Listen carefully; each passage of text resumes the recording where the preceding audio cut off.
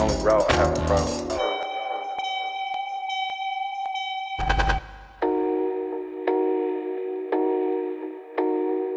Vamos nos divertir revivendo Nanatsu no Taizai, agora com nova história e um dos personagens mais queridos, além da animação que conquistou a todos. Essa história deve ser mentira, ou bom, pelo visto não é. Com essa história que vocês vão gostar, passando dos 7 pecados capitais para os 4 cavaleiros do Apocalipse.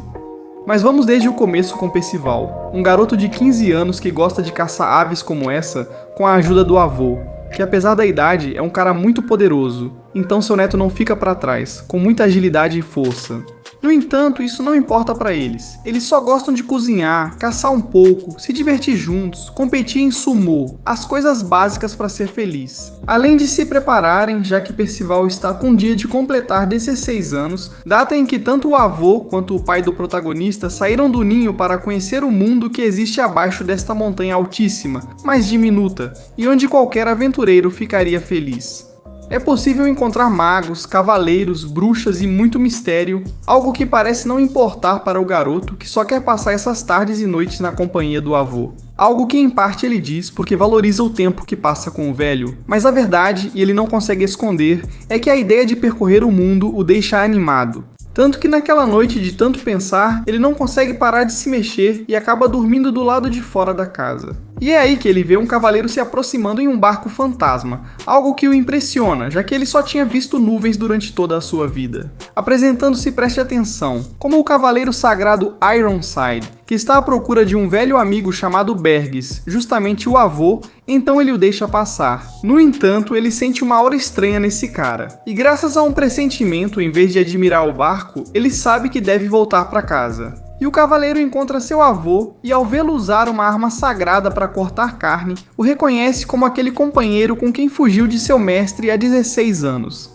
E o velho responde que foram eles que o traíram, iniciando um combate épico. No entanto, o cavaleiro é poderoso demais para ele com esses ataques em X, e é quando Percival chega para ver seu avô à beira da morte. E não só isso, como o cavaleiro também acaba com o pequeno. Não por algo pessoal, mas porque, segundo a profecia de Ironside, em breve aparecerão os 4 cavaleiros do Apocalipse para acabar com seu rei.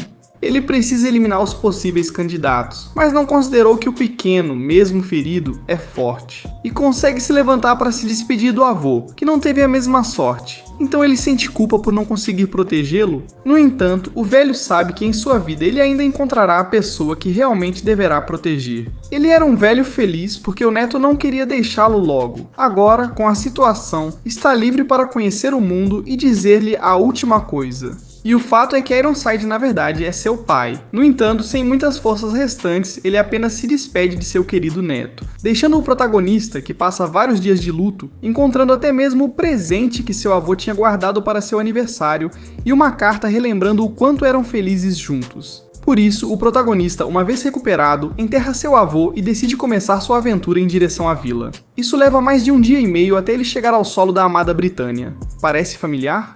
Um pouco de história. Como os fãs sabem, essa terra foi dividida pela Grande Guerra entre demônios e anjos, que acabou sendo vencida graças a um grupo de feras chamado os 7 Pecados Capitais. E agora estamos na mesma Britânia, mas 16 anos depois. E é aqui que Percival, um pouco perdido, encontra essa raposa que parece não entendê-lo, mas com quem ele acaba se apegando. E ele o segue até encontrar esses arqueiros que estão praticando seus truques e que, sem perceber, tem um espectador muito empolgado com o trabalho deles. Ainda assim, o mais astuto do grupo, Donnie, aproveita que ele é muito ingênuo e aplica o truque de fazer desaparecer os pertences dele enquanto fogem. Por isso os outros dois sabem que o que estão fazendo é muito errado, ainda mais considerando o quanto aquele menino parecia solitário. Antes que voltem, o protagonista os alcança e, ingênuo, aprecia o truque de Donnie, conquistando assim certo carinho do grupo, ao qual ele pergunta se conhece Ironside, o cavaleiro sagrado que matou seu avô, dizendo isso sem nenhum receio.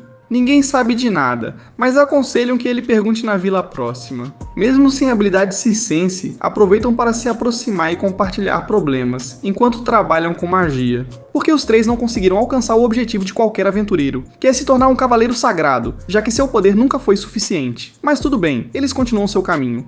Parece que a vila está sendo atacada por um lobo, e essa é a chance deles de ganhar dinheiro ou hospedagem.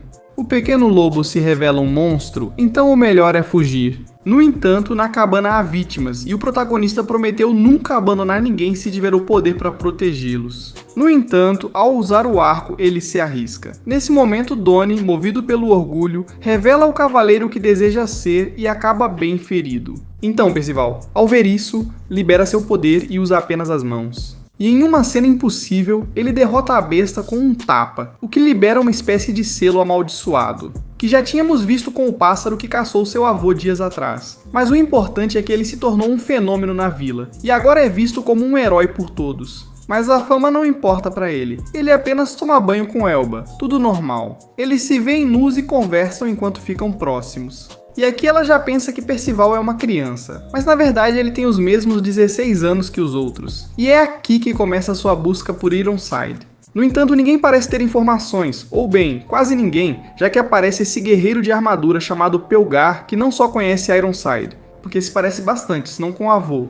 Há um ponto em que começa a desrespeitá-los e o grandalhão se intromete só para levar um golpe dessa besta inamovível. Então, ao não chegar a um acordo com Percival, começa uma luta onde o cavaleiro parece ter muita fé na força do protagonista, mas não acaba sendo grande coisa para ele.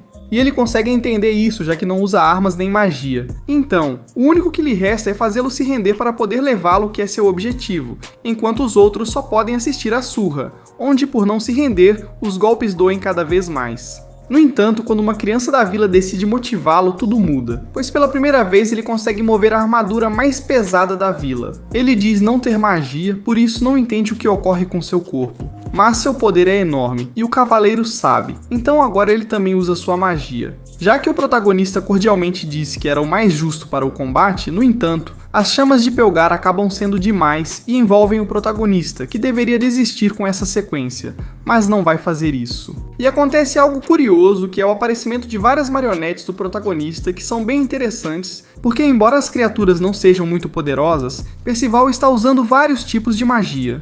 Tanto pela sua aura dourada, por essas pequenas criaturas de transmutação, e além disso, porque ele está se curando sozinho. No que este cavaleiro com muita experiência só viu uma pessoa em 1 milhão, por isso agora ele precisa levá-lo com ele. No entanto, Percival quer continuar o combate, dando ao povo a ilusão de que pode vencer.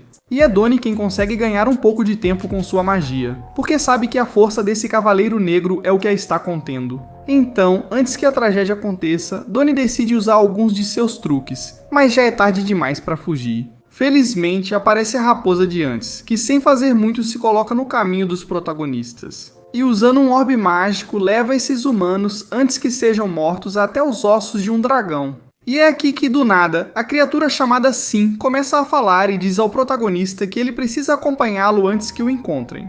Esses cavaleiros negros precisam de explicação sobre o que ocorre, revelando que há uma organização deles, que compartilham certas semelhanças em suas armaduras robustas e que servem ao Rei Maligno, que está com medo, já que a profecia diz que os 4 cavaleiros do Apocalipse, chamados de Guerra, Fome, Peste e Morte, acabarão com sua vida, todos incríveis. Então, antes que eles se reúnam e acabem com o mundo, existem pessoas como o rei que querem acabar com eles, e a organização da raposa busca evitar que os cavaleiros causem o caos. Por isso ele deve acompanhá-lo e, se aceitar, vai ajudá-lo a encontrar o lugar onde está seu pai. Mas primeiro eles terão que viajar para Liones, uma cidade que parece bastante familiar. Enquanto isso, vamos para Camelot, um reino oculto onde se reúnem os Cavaleiros Negros, e seu líder lhes dá mais pistas sobre os cavaleiros. Como são adolescentes que têm certos traços de poder e estilos de corpo, com penteados meio fora do comum. Isso faz com que Ironside, que está presente, se lembre do filho, de quem ele não verificou direito se realmente tirou a vida. Algo que Pelgar vê como um desperdício, já que ele poderia treinar o garoto como um aliado com todo esse poder. Criando uma tensão entre esses dois, já que o pai precisa acabar com Percival, por um orgulho em relação ao seu rei, que faz com que ele até perca qualquer tipo de sentimento por esse filho que tem. Além disso, ele teme seu poder, pois é o cavaleiro mais propenso a destruir o mundo, mas talvez só seja um garoto que se diverte perseguindo tudo. Bom, vamos ver. Até mesmo se perdendo em uma floresta onde as fadas percebem que ele entrou. Enquanto Donnie e Shin, em busca de comida, encontram essa gigante que durante sua oração conversa com o humano. Já que na floresta onde ela vive ultimamente tem criaturas perturbadoras, justamente as que Percival está caçando para o jantar. O problema é que ele ouve gritos em uma casinha, e ao investigar, encontra esse homem feito refém, que ele consegue libertar e os dois escapam sem problemas.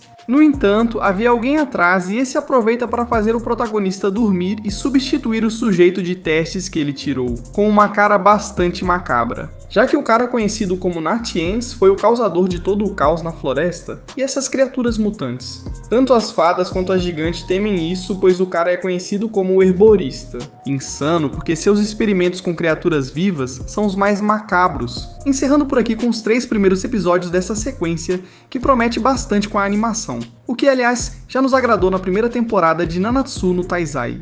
E o melhor é que esses 3 episódios têm aquele estilo que a série tinha no começo, então já sabem, 3.000 likes para a segunda parte, que, se atingirmos essa meta o mais rápido possível, eu trarei. Resumo. Então vamos aproveitar essa série tão incrível. Nos vemos no próximo vídeo. E como disse meu pai, abandono vocês.